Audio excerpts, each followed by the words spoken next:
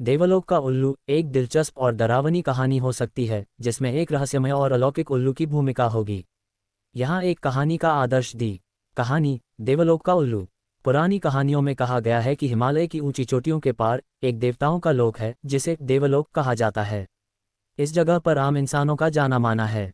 कहा जाता है कि यहाँ देवताओं के संरक्षक के रूप में एक बड़ा उल्लू रहता है जिसे देखने पर रहस्यमयी शक्तियाँ दिखाई देती हैं।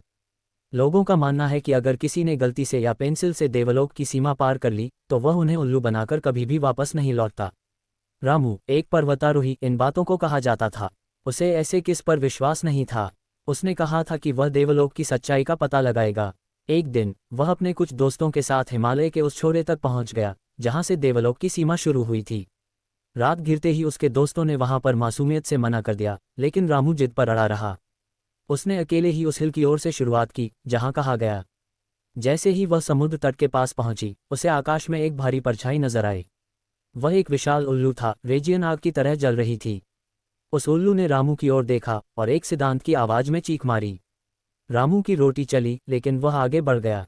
तभी उल्लू हवा में उड़ गया और अचानक रामू के सामने बैठ गया। उसका लाल बेटा रामू को सम्मोहित कर रहा था। रामू को लगा कि उसके पैर जड़ हो गए हैं और वह हिल भी नहीं रहा है।